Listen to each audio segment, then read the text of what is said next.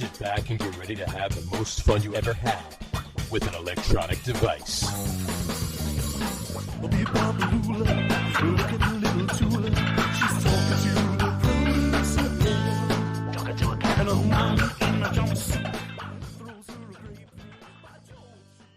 All right, everybody, welcome out to the Get On With It Sports Show. It is Wednesday, October the 12th, 2022. Jersey Johnny coming at you. With me, as always, is none other than Mr. RadioPete and Mr. Harry Lug Nutz. Say hello, gentlemen. Hello, RadioPete. Hello, Harry Lug Nutz. And hello, Jersey Johnny. How the hell are you, gentlemen, this evening? You know, it depends on who you ask, but I think okay. Mm-hmm. I'm going to say fine. Yeah, overall, what the hell? Why not? So, Karnak says fine. Karnak says fine. I got my We're going to be reeling in that younger demographic. Reeling them on in. Oh, come on. Who All doesn't those know about the great Karnak? Karnak, the great Karnak. I wish I had a graphic to show you, but I do not. Karnak was a character played by Johnny Carson, who used to host the Tonight Show prior to Jimmy Fallon, prior to Jay Leno. This was many moons ago. Your parents were kids. Did anybody host the Tonight Show before Johnny Carson? Sure. Steve Allen did. You know, I didn't know if that was the Tonight Show or not. It was the Tonight Show. Jack Parr was the original. Jack Parr was the original, yeah. Jack Parr, Steve Allen, Johnny Carson, Matt Jay Barr. Leno, briefly Conan O'Brien, and then Jay Leno came back. Yeah, for about half an hour. That's about it. And then Jimmy Fallon. There you go. So, they're most of the younger viewers, your parents were kids when Johnny Carson was the host. In fact, your parents probably conceived you while Johnny Carson was on. Many of you. That's possible. It's very possible. It's quite very many, possible. many of them, maybe not. Yeah. Well, this is true too. So 6 of one, half dozen the other. There's something I want to share with you two gents before being this is the fun show.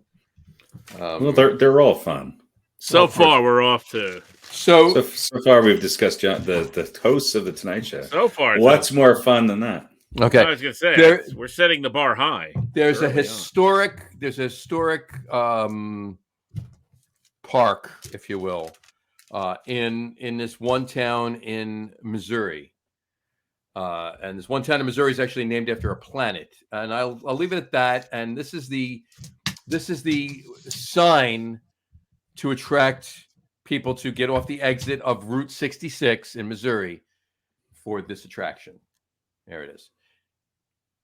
We're having big fun in Uranus.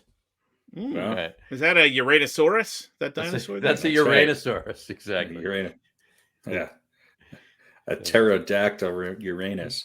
Pterodactyl-Uranus. A Bronta Uranus. There you go. So it's Uranus, Missouri, on historic Route 66. It's a dinosaur village. It's a history thing. And it's exit 163. And their sign is, their announcement sign is, we're having big fun in Uranus. It should be exit 2. Is big fun the name of the park? It should be exit 2. It should be exit 2. Well, hopefully it's exit 1. That is a marketing mistake that the good people of the Clear Agency in Uranus missed out on. Turn number 2, exit 1. There you go. Anyway, all right. And while we're on the subject of a couple of things, I just wanted to point this out. Oh, you've heard about the trouble, that Tom Brady and Gisele Bündchen are having, on the rocks, on the outs. Not really. But I thought that was great, actually.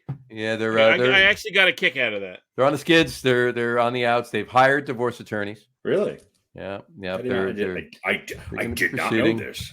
I did not know that. A little Johnny Carson throwback for you. There you go. So here is, where did it go? I lost it. Did I move it? Where did it go? Hello. I had it somewhere. I know it was on here. Let me load it again. Hold on 1 second. Well, the technology is brilliant. No, it was there. It's gone. I don't know why, but here we go. By the way, if this doesn't sum up marriage, then I don't know what does. Tom Brady chose to come back to football at the age of 45, then hang out with Giselle. Yeah. Yeah. So You're right. You're right. So, and this is now, I don't know how true this is, but just for this show and for the hell of it, I'm going to go with that. This is actually a true thing. So I'm going to put it up on the screen. You can read along. I'm going to read it. Here we go. Giselle Bundchen was quoted as saying, "This all started when we moved to Florida. It was like Tom became a different person the second we crossed state lines. His smooth olive skin turned to a chapped, stinging red leather. He started cutting off his sleeves on all his shirts. He goes grocery shopping shirtless now. He applied the Salt Life sticker to our Land Rover. Salt Life? What does that even mean? I've asked so many people, no one actually knows, but everyone insists they're living it. I told Tom, it's Florida or your supermodel wife. And he looked at me, took off his shirt, and went to go buy something called a pub sub. He doesn't even eat bread." There you go. So I thought that was interesting. I thought it was pretty funny. I'm just now thinking, though, I wonder if she actually wrote it. I initially assumed that she did, because Giselle Bundchen, other than, I think she was pissing and moaning when they lost the Super Bowl, right? About the receivers not catching the ball or something like that. Right. But other than that, she seems pretty cool, like an actual real person. Right. And so I thought, oh, yeah, this is actually pretty funny. But now as you were reading it, I'm starting to think, I don't know, maybe that was the work of a good publicist. But I'm going to go with that she wrote it. Yeah, I'm going to go with that. I thought it was amusing. Yeah, what? And the Salt Life thing is dead on. I don't know. I assume you don't have a lot of that in Denver. Maybe in Utah because of the lake, but I don't know about Jersey. But there's a ton of it. Oh my God, all over the place here. Now, granted, we're on an island, but not everyone is a freaking fisherman, and that's what it's all about. I thought it had to do with the ocean life and margaritas, tequila. That's what it should be. Tequila shots. Tequila shots. That's what it should be about. But yeah, like stop. I'm on the coast. I'm right here. So yeah, you go fishing on the weekend with your buddy, and drink more beers than you catch fish. That's not living the salt life. The strangest thing about all of this is number one, I can't imagine Tom Brady getting leathered. He doesn't look leathered to me. Number two, the strangest thing is I can't imagine Tom Brady actually putting a bumper sticker on his car. Yeah. Well, I don't know if you've seen. Well, first of all, the Salt Life stickers are not bumper stickers. Oh, they're actually die-cut stickers. So when you put it on, you apply it. It's script on, so it doesn't look like a bumper sticker. It's almost looked like it was a decal that was painted on. It says Salt Life on it. So, the only thing I really care about all of this is I just want one thing not to happen. What's that? I don't want her to start dating Pete Davidson. As long as that doesn't happen, I wish the best for both of them. Somebody sent me something the other day and said Giselle and Tom are filed for divorce. So I sent the GIF of Jim Carrey in Dumb and Dumber when he says, "So you're saying there's a chance?" Yeah. But on that note, though, if they do actually get divorced, Giselle Bundchen will join an elite crowd of only two other people, Eli Manning and Nick Foles, that have taken rings away from Tom. Yeah. Nice. Very good. Yeah. I think she has more money than him. So she definitely does. Yeah. It's because he took a lesser pay for all those 5'8" guys Bill Belichick with Dunkin' Donuts over the years. Yeah. So on that note, all right. So before we go any further, go for it. Got a good over under tonight. Good. And as usual, I like to write the answer down so that there's no question about shenanigans. We're never going to question you, Pete. I know, but you never know, man. I don't need an investigation. Another one. You don't need another one. So I'm going to hang this up so that everyone will know it's there and it's legitimate. Okay. Yeah, you go. I thought you were going to have it. There we go. There you go. Perfect. All right. That filter's great. It's something and a half. Yeah. So let me see. I'll hang this. I don't know where I can hang this up where it'll be seen. Stick it to your nipple. Yeah, but It's not I gotta only charge you. There's too many other things stuck to his nipple. Then I gotta charge you. Anyway, that's for subscribers only. There you go. There we go. All right. What's next? Done. Good. All right. So let's start off with just a quickie. We got an NFL just a quickie. All right. We'll start with Pete. By the end of this NFL season, hold on, 1 second, because we neglected to do it 2 weeks ago. There we go. Just a quickie. Now everybody can see when they're watching the video what this point is. Now when they're watching with the sound off, which is our graphics are almost as good as cable television in 1983. They'll know what's going on. That's what they're modeled after. That's right. Exactly. So anyway, just a quickie. All right, Pete, you first. By the end of this NFL season, the winningest team in the league will be.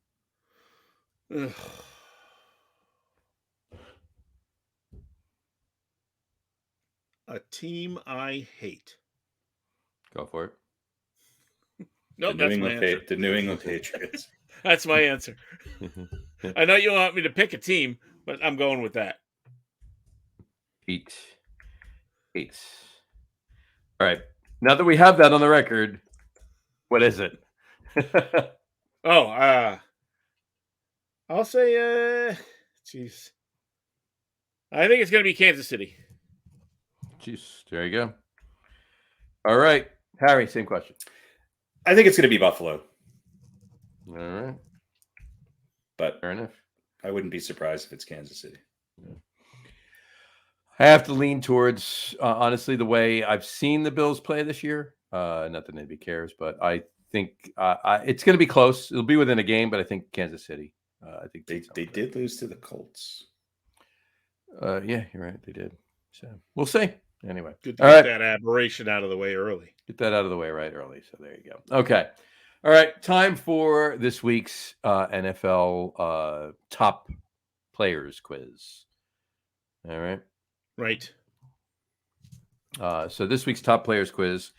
Last week, 2 weeks ago, we did top New York Jets offensive players from 2000 through present. This week we're doing. This sounds like last week. This sounds like we put 150 monkeys in a room with typewriters, and they came up with a topic, and that's what it was. Yeah. This week, well, we're going back to Giants. We did Giants 4 weeks ago. This week we're going top New York Giants offensive players, 1980 through 2000. 1980 through 2000. Right. Give you 6. All right. 4. You got to keep 4. Get rid of 2. Here we go. Rattle them off. Write these down. Here we go. Mark Bavaro.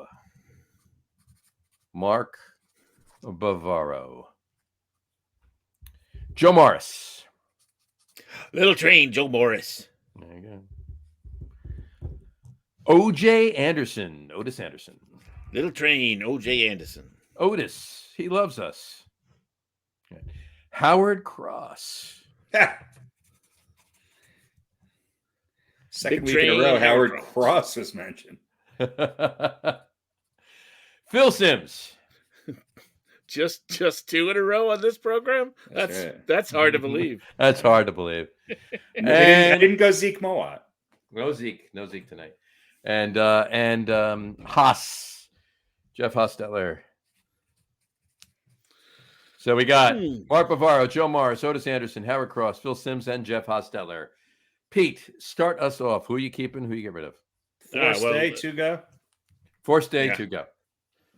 Both of the little trains have to stay, so Morris and Anderson remain. Mm-hmm.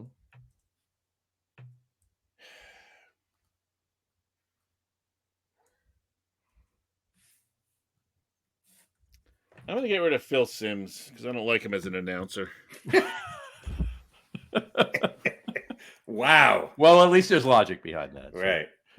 It's like giving a list of Lakers and taking off Kareem just because you don't like him. He didn't like his appearance in an airplane. He wasn't very convincing. Yeah. I don't know. Bavaro's just like such a giant. Well, yeah. Yeah. That's best tight end in the history of the. Yeah, I know. team. That's and Howard Cross I don't know anything about, so I should like him. I'm gonna get rid of Howard Cross. all right. No, yeah, that's it. I'll keep Bavaro because he was really, really good. And Hostetler? So Bavaro, Morris, Anderson, and Haas. All right. Philly Boy and Mr. Cross are gone. Sorry, guys.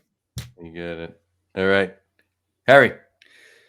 Well, I'll agree with Howard Cross. I mean, he was a serviceable guy, but he had not nearly the impact that these other 5 gentlemen did. Fair enough. The tough one on here, Bavaro's got to stay. Morris has to say. Phil Simms has to say. The two that I am kind of, I think they both had an equal impact on the Giants in the year that they won the Super Bowl. And I think that as much as I love Jeff Hostetler, I think other than that year, he didn't have as much of an impact on the Giants. Mm-hmm. So who was more important in the Giants winning that Super Bowl? Was it Otis Anderson or Jeff Hostetler? That's a really tough call. Kind of both, really. When you think about it. How can you say a running back is more important than a quarterback? Did you watch Super Bowl 25? Otis Anderson rose from the dead in that Super Bowl. And as much as I love Jeff Hostetler, I'm going to have to go with Otis Anderson. Wow. Yeah, they would be mine too. Bavaro, Morris, Anderson, and Simms, and Anderson and Haas were definitely a toss up because they both meant so much to the team that year. But my deciding factor for Otis Anderson over Jeff Hostetler was Otis Anderson meant more to the Giants the entire season. Jeff Hostetler, while super important and almost as important, if not in some respects more important than Otis Anderson in that game in Super Bowl 25. Jeff Hostetler didn't. I mean, Phil Simms got them to where they were that year. I've heard you say if Phil Simms didn't get hurt, they wouldn't have won that Super Bowl. Hold on. I've heard that more than once. Let me clarify this. I meant the wins. They won. Phil Simms won 11 games for the Giants that year. They were 10-0 with Phil Simms as the quarterback. I'm not saying they wouldn't have been that, but they were with Phil Simms. And what I said, Hostetler probably meant more to the Giants winning Super Bowl 25 than Otis Anderson, because I still say, had Phil Simms played in Super Bowl 25, the Giants lose. And I still say that. But I just mean Otis Anderson meant more to that season for the Giants than Jeff Hostetler did. For the season, the whole season. That's what I meant. I will say this. I have Phil Simms on here, despite the fact that I think he's the most overrated Giant of all time. He had one great year and quite possibly the best single performance by a quarterback in the Super Bowl. Mm-hmm. And that weighs a lot more to me than any regular season records. Mm-hmm. So now, if Tiki Barber was on here instead of Joe Morris, I'd probably take Hostetler and Otis Anderson. But I really do. I mean, Simms, everybody always argues that he's the best Giants quarterback of all time. If you really look at Phil Simms, he was very inconsistent. And yes, he was having a good year record-wise when he went out with the injury. Mm-hmm. But it wasn't like 85, 86. It wasn't. And they were running the ball a lot more. And who was running the ball? Otis Anderson. So that's my justification. Right. Exactly. Yeah. Agreed. I think we've crossed the Rubicon, and you guys finally have more wackier reasoning than me. And by the way, you just knocked off Phil Simms because you don't like him as an announcer. Yeah. So yeah, all right. And I think your reasoning is crazier than that. Yeah. And by the way, the best Giants quarterback of all time is Eli Manning. So I think it's Wyatt Tittle. Wyatt Tittle was a great quarterback, but he wasn't what he was for the 49ers when he was on the Giants. Yeah, that's true. Yeah.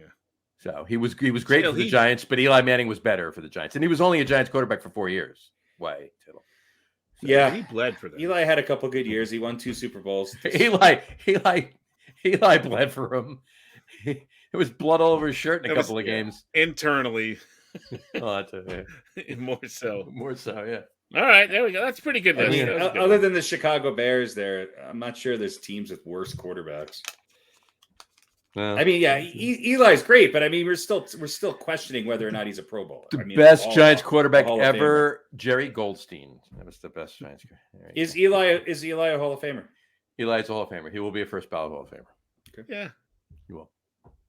He's two Super Bowl MVPs. Won 2 Super Bowls. He set almost every New York Giants quarterback record. I get he set a lot of. He's in the top 5 in many NFL records.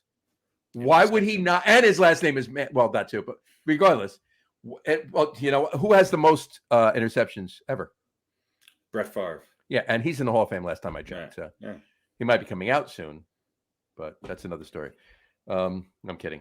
But in any event, yeah, I think, and plus his last name is Manning, so that kind of So he'll be the first Giant quarterback to go in the Hall of Fame. This is true.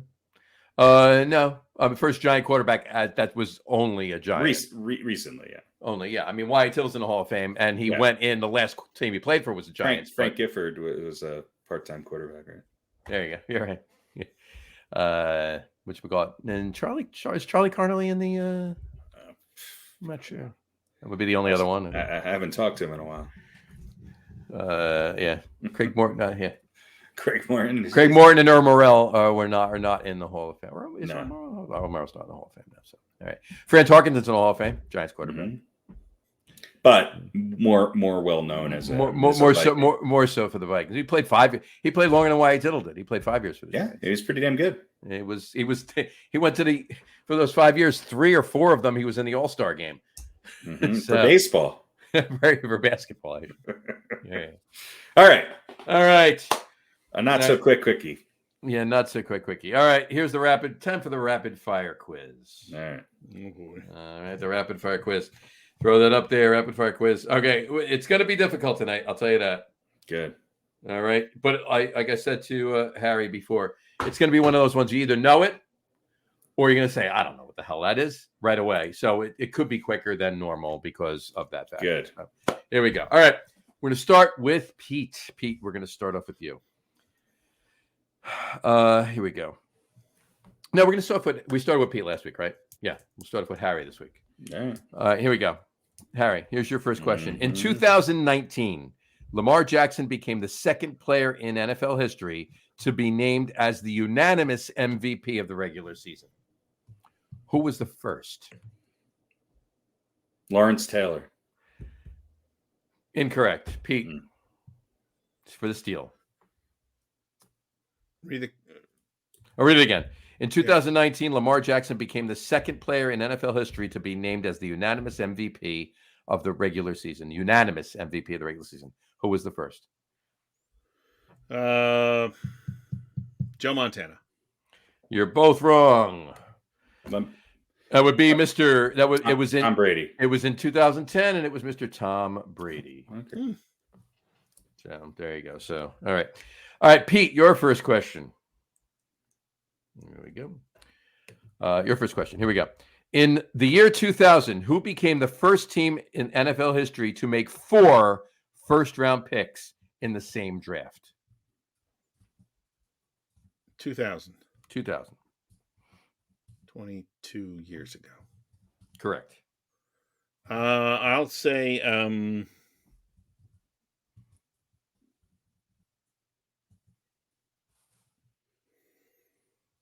That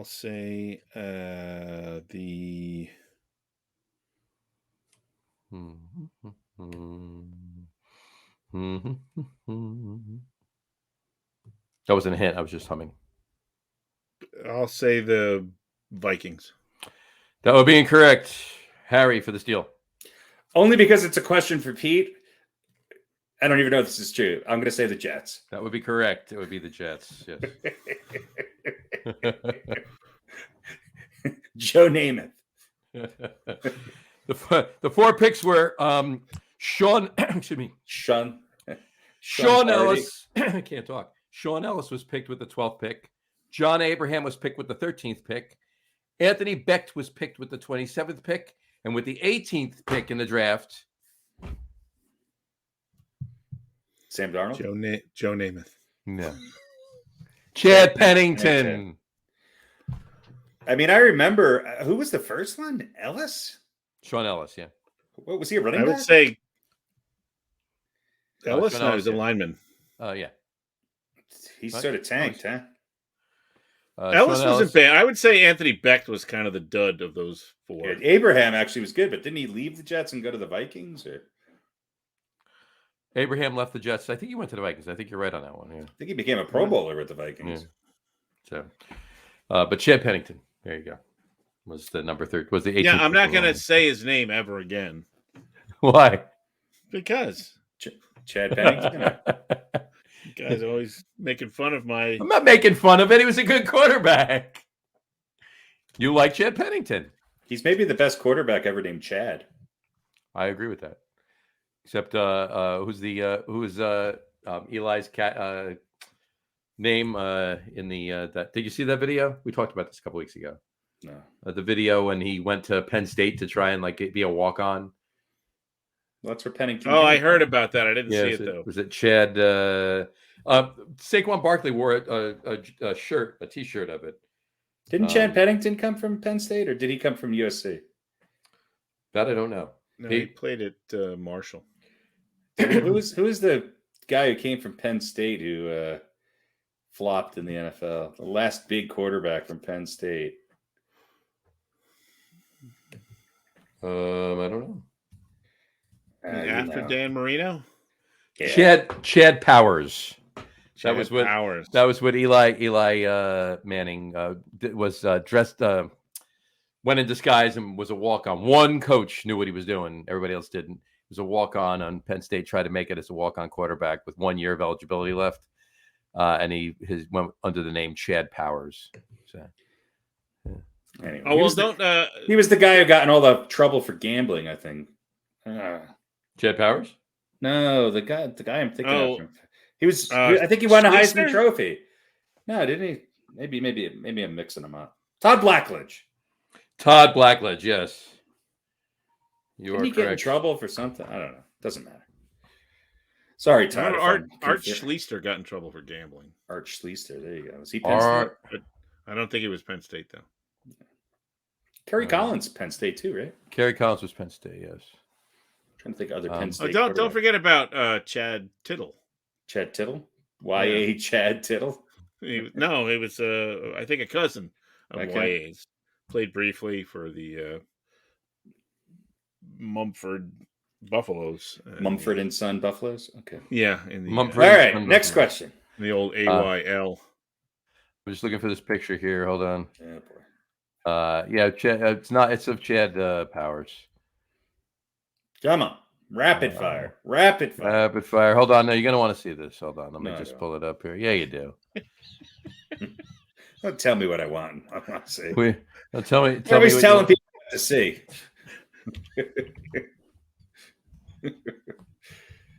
Boy. You're going to want to see this. No, not really. That's what I got it. That's what Louis C.K. always used to say.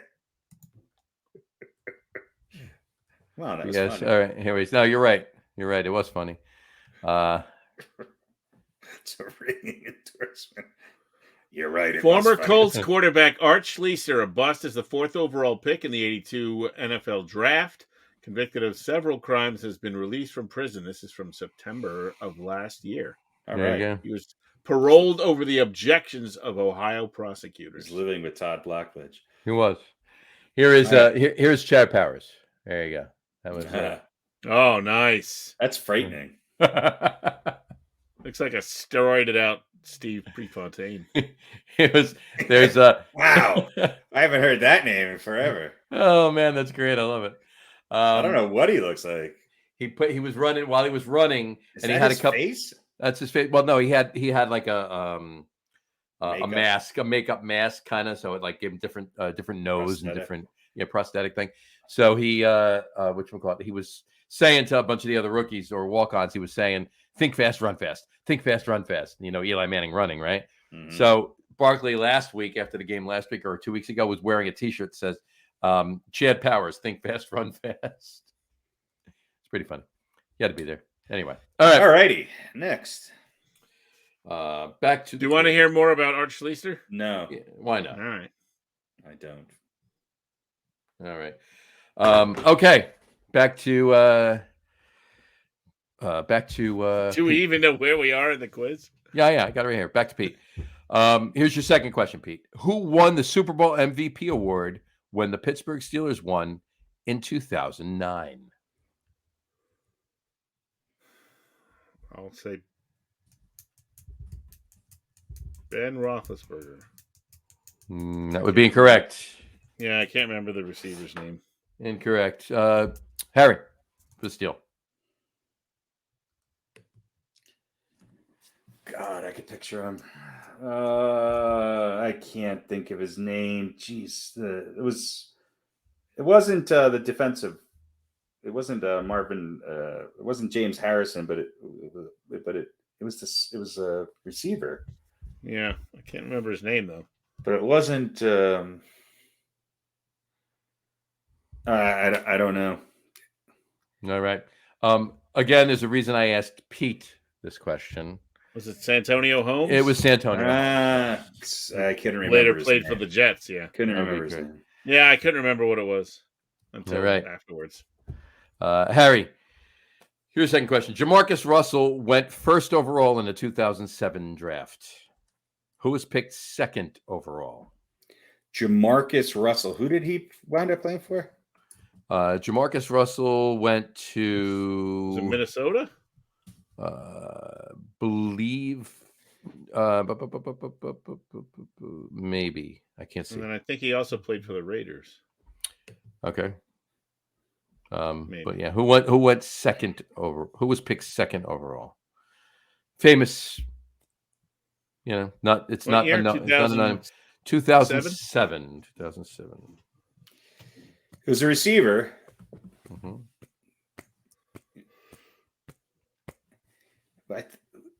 Was it Calvin Johnson? It was Calvin Johnson. Very good, Calvin Johnson. You got that correct. Give that man a cheroot. All right. And the 14th overall pick, by the way, that year was Darrelle Revis, too. So that was a good draft. That I knew. All right. Santonio Holmes. Damn. Yeah. You got it. All right. Pete, which year did the Houston Texans play their first season?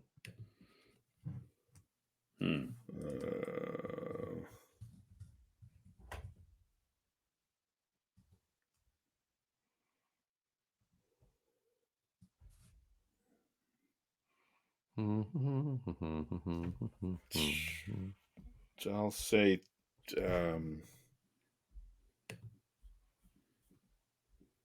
how long have the Houston Texans been around?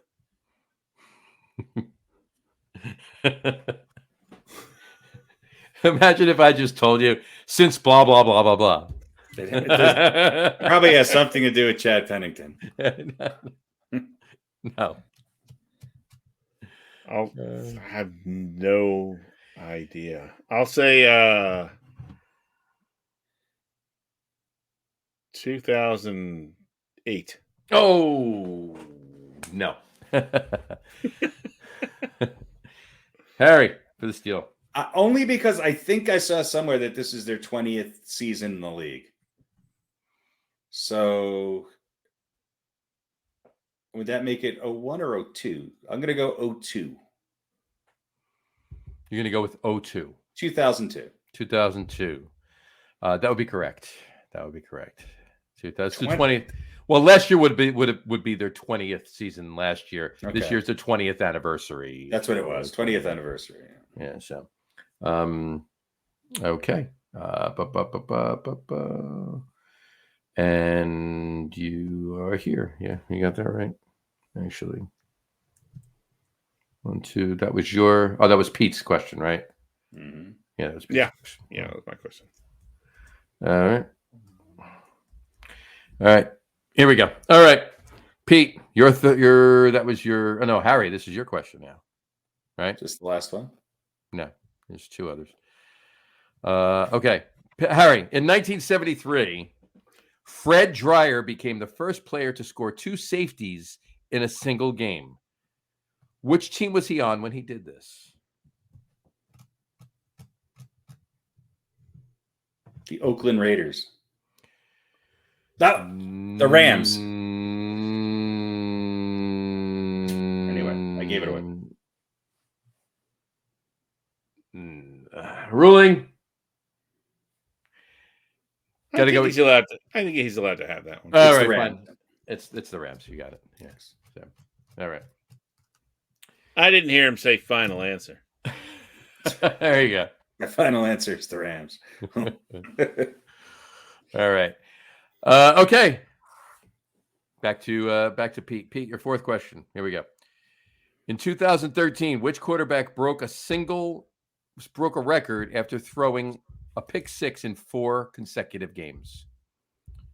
What year? In 2013, which quarterback broke a record after throwing a pick six in 4 consecutive games?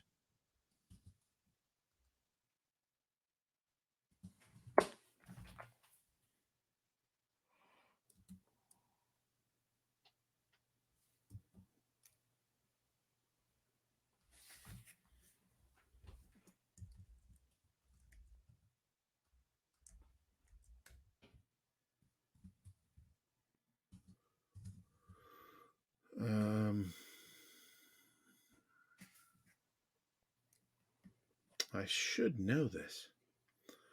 I'll say. So what year are we talking about? 2013. 2013. Oh, 2013.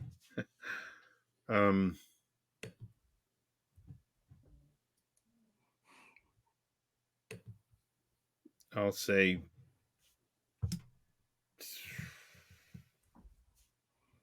Tom Brady. Wrong. Harry for the steal.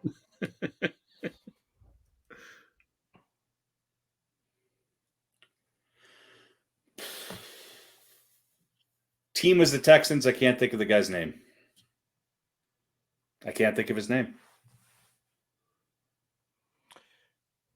All right. So that's a give up? Yeah. All right. You are correct. It was the Texans. It was Matt Schaub. Matt Schaub. So there you go. So that's an X there. And no correct. All right, Harry. Your next question. Here we go. Who finished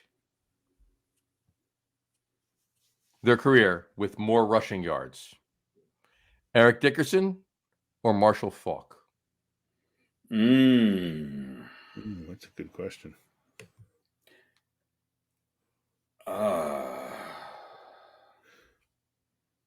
Well, obviously, if I get this wrong, it's an easy answer for Pete to steal. Yeah, this is Pete's going to get one question if you get it wrong. I think it was Marshall Faulk. Pete for the steal. That was my first gut.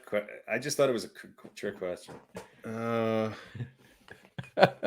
Christian Okoye. No, Eric Dickerson. There you go. All right. Pete has one. There we go. All right. Last one. Here we go. All right. Hold on. For the record, I would have said Faulk too. I would have said Faulk too, to be honest with you. That's how wrong. I think what it is I think Faulk had more yards for the Rams. Yards. He might have had more all-purpose yards. Yeah. Boy, Dickerson was great, wasn't he? Dickerson was so good. All right. Dickerson finished his career with 13,259 total rushing yards. Yeah, it's Faulk had more yards for the Rams because Dickerson went and played for the Colts. Right. Faulk was pretty close, but only ran for 12,279 yards. So it was 980 yards shy of Eric Dickerson. Both of them are behind Emmitt Smith, though, who rushed for 18,355 yards. So as a systems running back. So anyway, all right. A bunch of really good big linemen in front of anyone. Some of the best linemen in the history of the game were blocking for Emmitt Smith. 18,000 yards. Just a little bit. Do you imagine if Larry, what's his name? Was it Barry Sanders was had that line in front of him in Detroit? Yeah, well, with what he did rush for with the line he did have. That's my point. Still, though, even though I don't, of course, I'm a Cowboys fan. I'll say 18,000. Yeah, it's a freaking ridiculous. Well, I mean, let's face it. you know. The last few of those were in Arizona. Okay, let's call it what it is. So, but still, it's a ridiculous number of yards to run for. I know. Despite playing for Arizona, he still had 18,000. All right, Pete, your next question. In 2007, which kicker broke the record for the most field goals in a single game with 8? What year? 2007.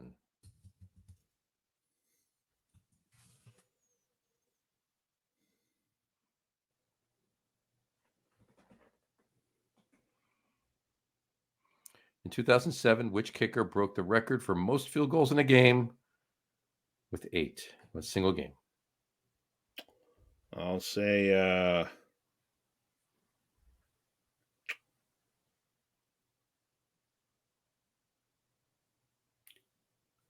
2007. 2007.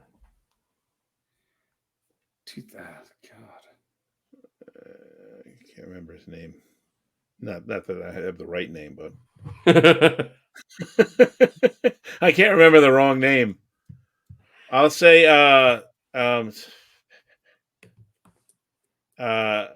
what's his name? Sebastian Janikowski.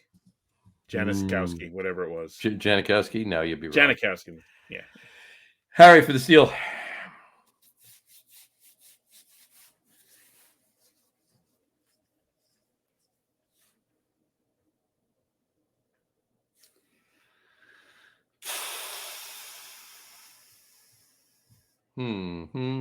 I don't know.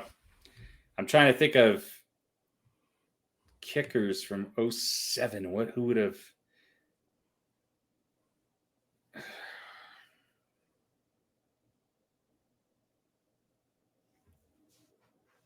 I don't know. All right. I don't know. All right. So nobody's getting it. I'll give you this. See if any of you come up with it. You don't win, but you get it. See if you. He kicked for the Titans. Titans. It was during a game against the Texans in 07.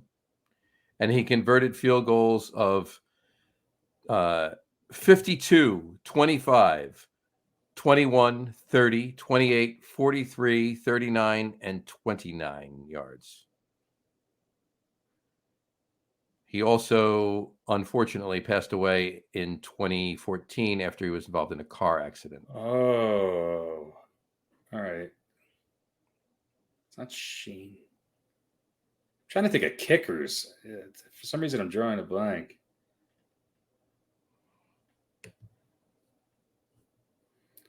Who's the guy who died? Yeah. Baronis. Yep. Baronis. Matt Baronis. Rob Baronis. Rob Baronis. Mm-hmm. Oh, there you go. All right.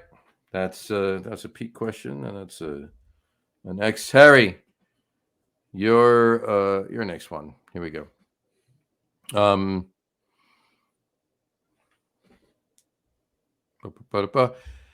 True or false? Actually, I won't give you another true or false. Yeah, this is great. True, yeah. A or B? True, false, or maybe. Or maybe. That's just what I was going to say. All right. Here we go. Who won the Super Bowl MVP award when the Green Bay Packers won in 1997? That would be Super Bowl 31. Who won the Super Bowl MVP award when the Packers won in 97? I'm going to go with the obvious. I thought it was Brett Favre. They'll be wrong. Pete for the steal. Rob Baronis. No. What year, 97? 97. Well, it's going to be, what's his name? Who's his top receiver?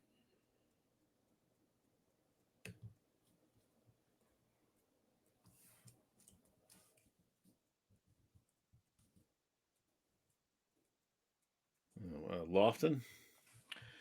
That'll be wrong. Was none other than Mr. Desmond Howard. Oh, that's right. Desmond Howard. And that was the year that the Packers defeated the New England Patriots 35-21. Desmond Howard scored a 99-yard kickoff return during the game. So, there you go. All right. So was that his rookie season? Desmond Howard? I don't think so. No, I think he started in the late 80s. Yeah, he was around for a bit. Yeah, didn't he win the Heisman and like 88? Yeah, something like that. Yeah. All right, Pete, your last question. All right. Here we go. Which number did the legendary running back Jim Brown wear for the Cleveland Browns? Which number did the legendary Jim Brown wear for the Cleveland Browns? Let's say 6. That would be wrong. Harry for the steal.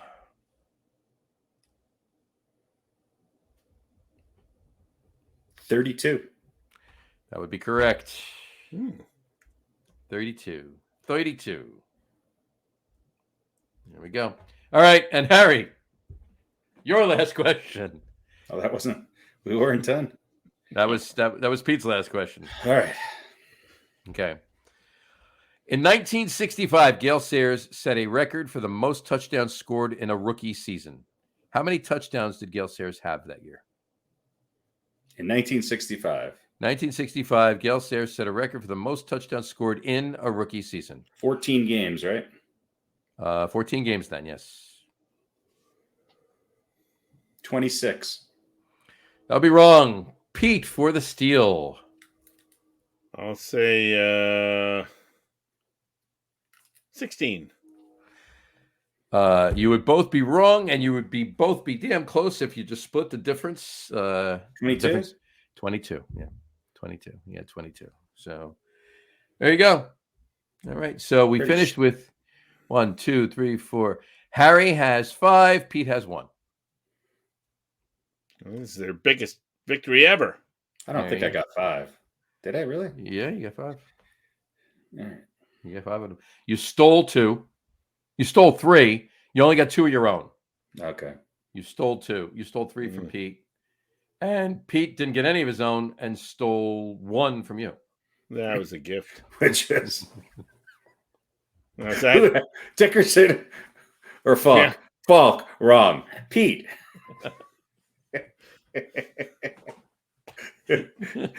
Rob Baronis. There you go. All right. I don't know if I should feel patronized or happy that I got 1. I thought you got more than 1, but I don't know. I bombed. Yeah. All right. So tonight, we've been for the last couple of fun shows, if you will, for our top 10. We've made them top 5. Tonight it's actually gonna be a little different. So we're top. We'll call them top lists, not top 10 anymore, or for right now in any event. But tonight we're gonna do top 5 or top. Who we think is the top MVP for both leagues for Major League Baseball. And I'm actually going to go and I'm going to change the background. Why the hell not? Because we haven't had it on this show for a while. So, Pete, why don't you go first? Why don't you tell us who you think the top... I did 3. I just did top 3. No, we all did top 3. Top 3 of each league. So there's 6 names altogether. All right. So do we want to go... Just 1 and 1 and 1? No, just give us your 3. We'll do one. We'll do the American League first, then we'll do the National League. So do your 3. And, yeah. My American League list is Ohtani, Judge, and Guerrero. All right. In that order.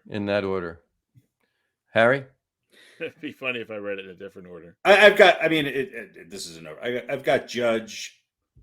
I have Ohtani sort of as a 3B, but for the first time, I'm going to put a pitcher in there because I think he's had the most amazing year in Justin Verlander. And then I'm going to put Jordan Alvarez as number 3. I don't have Ohtani far behind there, and you could probably convince me to put him number 2. But I think it's Aaron Judge's year, without a doubt. Yeah, it's certainly I think it's a 2-man race between Judge and Ohtani, and I just put Guerrero in because I like him. Yeah, and look, I think Alvarez needs consideration. He's having a hell of a year for a team that won a lot of games. Same thing with Verlander. What Verlander's doing at this time in his career is absolutely mind-boggling. Mind-boggling. Yeah, I would just question how those teams would do without those players. Yeah. Agree. My three are Judge is number one. And I have Alvarez number two and Verlander number three. Yeah. Those would be my three. Yeah. I do agree with that. Ohtani, it was difficult, but I mean, if Ohtani was still doing for the last month what he was doing most of the season, then I probably would have swapped him and Verlander out if Verlander didn't continue to have the year he was having into September either. So it was September kind of called it for me at that point, but yeah, it's Judge number one, Alvarez two, and Verlander three, because it's what Justin Verlander's doing at, what is he, 130 now? His age? Yeah. I mean, he's the Tom Brady. He's the Tom Brady of Major League Baseball. Or his whip and his age are the same. Yeah. That's basically it. Yeah. All right. National League. All right. National League. All right. Harry, you start us off with the National League. The National League's a little tougher. I'm going to go with Goldie. I think, and I'm contradicting myself a little bit here because his team is not necessarily doing that great. And then I got two other guys who I could flip them either way you want. And I'm picking Goldschmidt just because he's having such a phenomenal year. But then I got Freddie Freeman and Pete Alonso. And look, you got the Dodgers who won, 110 games? And the Mets who won 100 games. Those two guys are just amazing. 131 RBIs for Alonso, and Freeman's having, competing for the Triple Crown. Mm-hmm.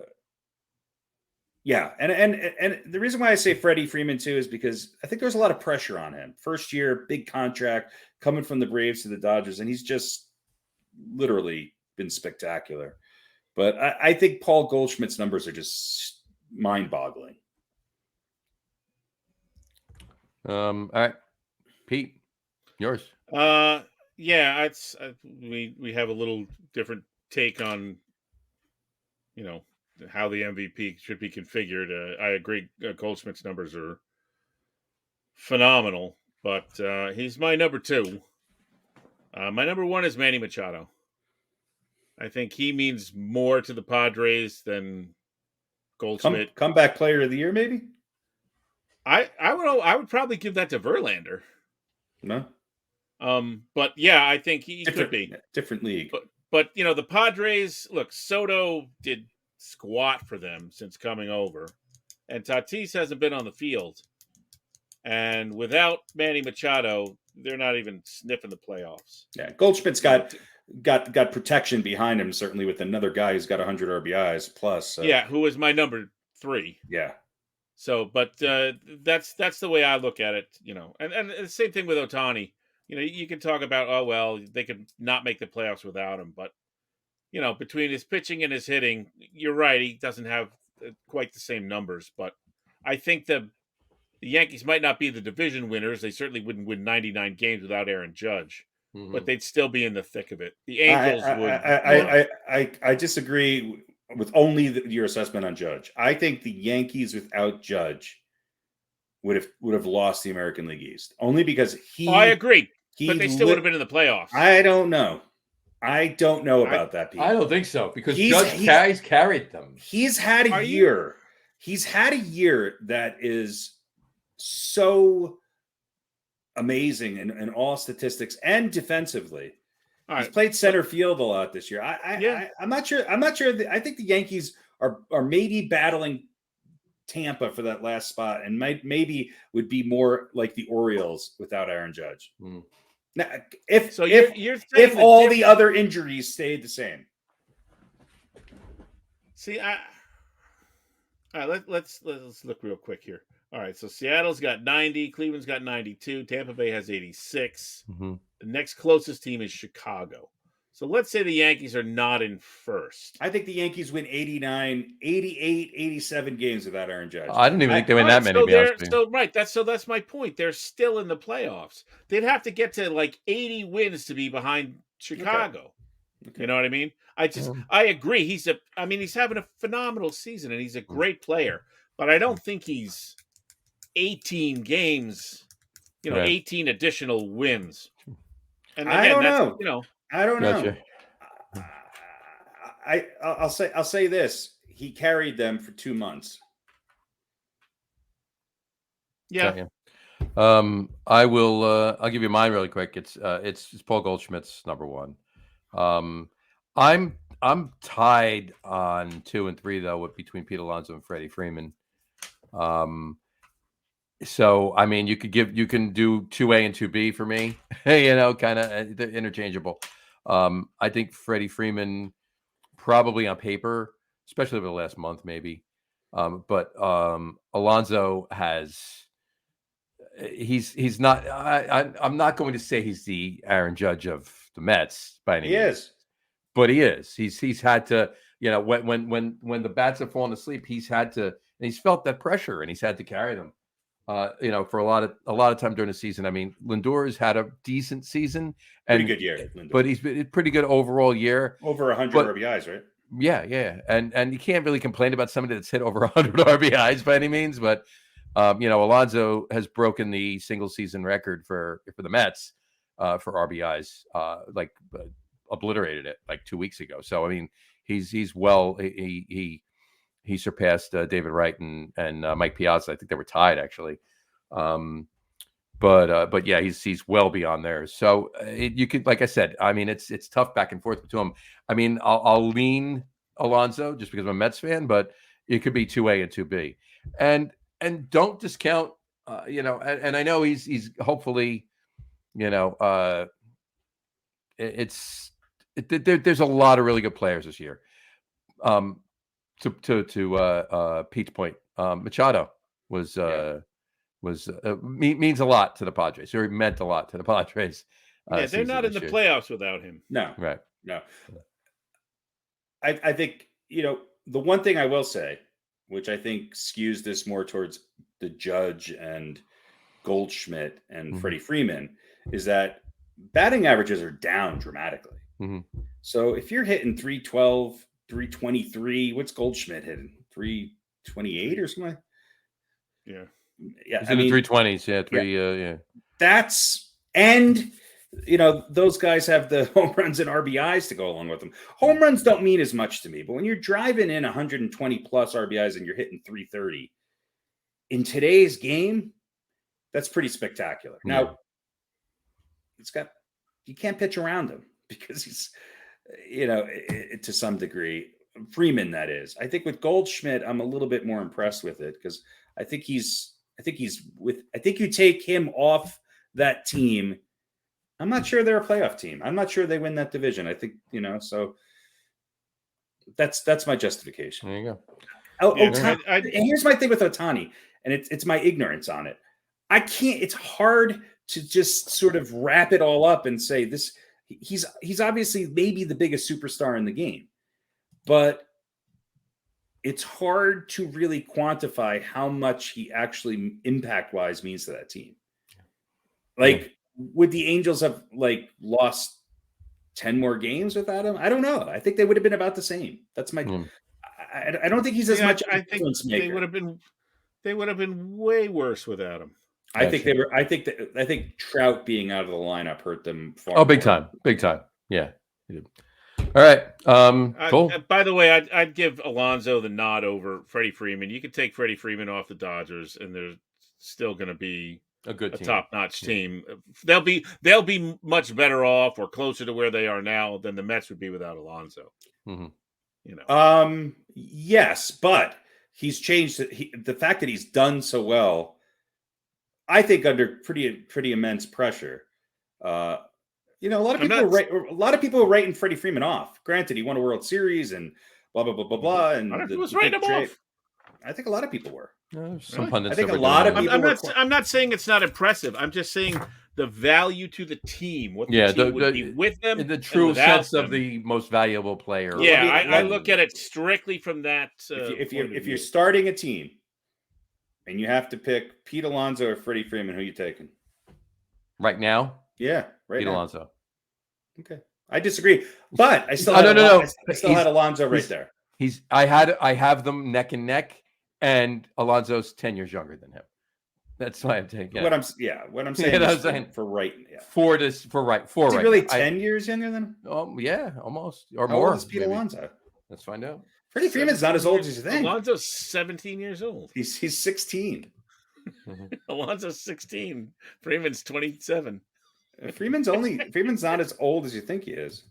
Hold on. Pete Alonso is 27 years old, and Freddie 33. Freeman is 33, so he's 6 years younger than 5 years. Yeah, 6. Yeah. So anyway, all right, cool. So we got so the overall voting. If we were the three voting, it would be Aaron Judge would win the MVP in the National League, in the American League, and Paul Goldschmidt will win the MVP. I think it probably will wind up being that way. That's probably what it's going to be. Mm-hmm. And ironically, Harry, you and I have Judge and Goldschmidt both as number 1, and Pete, you have Judge and Goldschmidt both as number 2. As number 2, yeah. So. He's got a man boner for Ohtani. And your number 1s on both lists, neither Harry nor I had. Yeah. So, just a little different criteria. Mm-hmm. And you're number 3. You guys have stars in your eyes with the fancy numbers. Well, and I'm more of a purist. They all have pretty fancy numbers. Yeah, that's true. Everybody we've looked at is having close to career seasons. You could literally you could literally take any of these names at all this year and put them in the conversation for MVP, and nobody's going to say you're nuts at all to any of them. Yeah, you can make a good case for all these guys. So, all right, cool. All right, I think that brings us to Pete's box over under, does it not? I believe so. Do we have anything else? Let's have anything else? No, I think we're good, right? I got about 5 minutes. So. All right. So here we go. I think you're gonna like this one. So we all know, right? It's a big joke and many memes, if anyone's ever been to a CVS, about the CVS receipt. You guys know what I'm talking about? Yep. Oh, yeah. And it's 18 miles long. Oh, yeah. So here's one I happen to have right here, which I measured earlier. Can you make that into a Karate Kid bandana? Probably. Mm-hmm. So, but I want to let you guys have a look at it. Mm-hmm. And we're going to go with tonight's over-under. So how long is the old CVS receipt? All right. We talking inches or feet in inches? I think we're going to go inches. Okay. Mm-hmm. So remember, there's 12 inches in a foot. Yes, I'm pretty aware of this. And I'm going to... Oh, let me look at the... Whoa. So what's the magic number? Now, hold on. As usual, I wrote the over-under down and not the actual length. Which I think I did the same thing the last time. So You did. I'm going to remeasure it.